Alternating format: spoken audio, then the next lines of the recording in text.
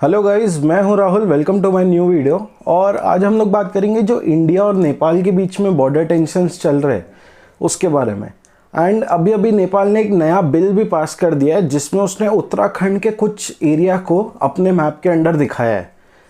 तो इस पर क्या क्यों दिखा रहा है, वो ऐसा क्यों कर रहा है एकदम से? क्योंकि इंडिया और नेपाल के रिलेशंस तो बहुत अच्छे हैं, तो फिर ये ऐसा क्यों हो रहा है, इस पर हम लोग आज डिस्कस करेंगे। तो सबसे फर्स्ट चीज़ तो ये आती है कि इंडिया और नेपाल के जो रिलेशंस है वो बहुत ही अच्छे हैं।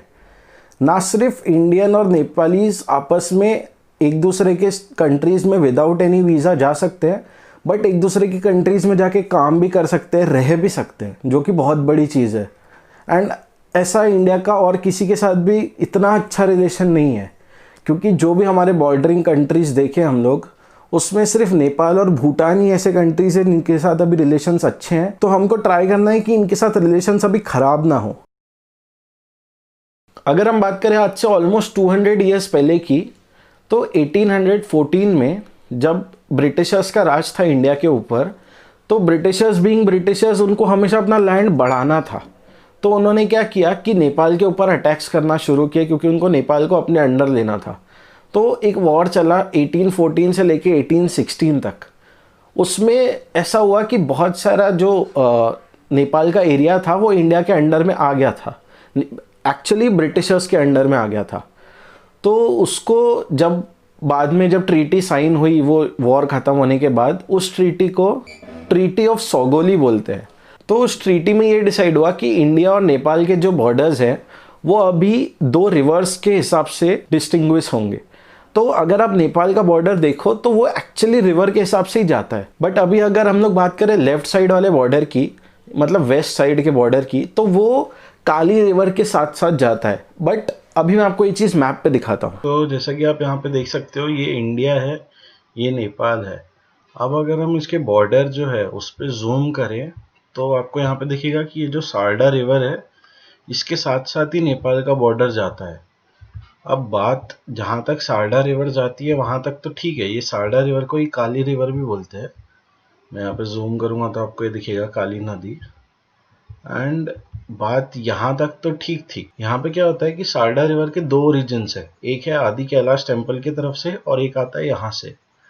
तो पहले जो था वो ये वाला पार्ट जो है उसको हम लोग ने मेन रिवर कंसिडर किया था, तो इसके लिए नेपाल का बॉर्डर यहाँ से ऐसा जाता था एंड ये नेपाल बनता था फिर। बट ब्रिटिशर्स ने जैसे ही चेंज कर दिया तो उसके बाद उन्होंने ये वाला पार्ट लूज कर दिया, और यही वाला पार्ट है जिसके ऊपर उन लोग अभी प्रोटेस्ट कर रहे हैं और बोल रहे हैं कि हमको ये वाला पार्ट वापस चाहिए। तो आपने जैसा कि देखा कि लेफ्ट साइड वाला जो रिवर का पार्ट था वो मेजर पार्ट था, जो कि लिम्पियाधुरा से आता था। तो ट्रीटी में ऐसा था कि रिवर के अकॉर्डिंग होगा, तो पहले लिम्पियाधुरा वाला जो पार्ट था रिवर का, उसके हिसाब से ये बॉर्डर्स बने, जिसमें वो जो पीक है वो नेपाल के अंडर में आना स्टार्ट हो गया। बट थोड़े टाइम बाद ब्रिटिशर्स ने ये रियलाइज़ किया कि वो वाला पार्ट हमारे लिए बहुत ज़रूरी है अगर हमको चाइना से ट्रेड करना है। तो एकदम से 40 इयर्स के बाद उन्होंने जो राइट साइड वाला रिवर था उसको बॉर्डर में दिखाना चालू कर दिया अपने मैप्स में।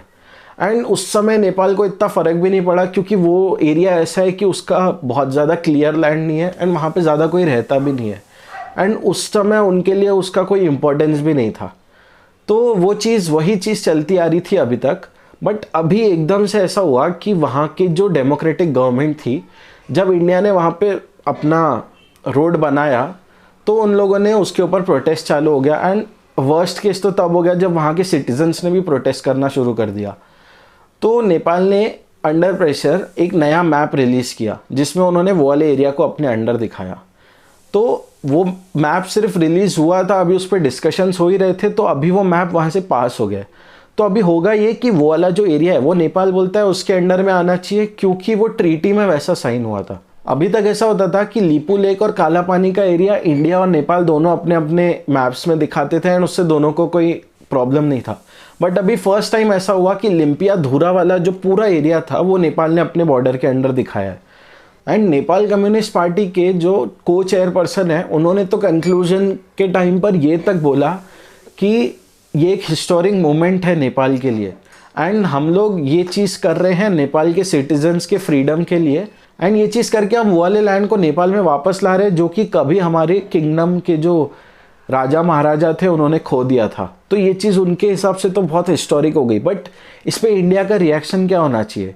अब मुझे ये लगता है कि इस पर रादर देन हम लोग सीधा वॉर के कंडीशन में जाएं या अपने रिलेशंस ख़राब करें, उससे बेटर इस कि हमको इंडिया एंड नेपाल के जैसे अच्छे रिलेशंस है वैसे रखने चाहिए, क्योंकि इससे दोनों ही देशों का बहुत फ़ायदा है। दोनों ही देशों के लोग आपस में बहुत अच्छा ट्रेडिंग करते हैं एंड आपस में एक दूसरे के देश में जाके काम करते हैं, जिसके कारण बहुत सारे लोगों का फ़ायदा भी होता है।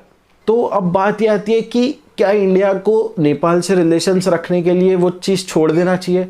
बिकॉज जो वो बिल था वो अभी उनके पार्लियामेंट से भी पास हो गया, तो अभी वो उनके कॉन्स्टिट्यूशन का पार्ट है।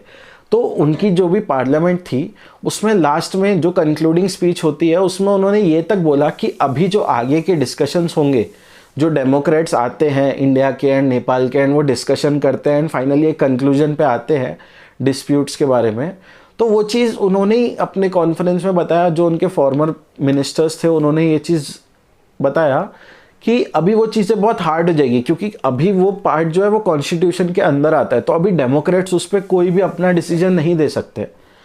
तो बात यही आती है कि क्या नेपाल सही कर रहा है एंड इस पर इंडिया का रिएक्शन क्या होना चाहिए?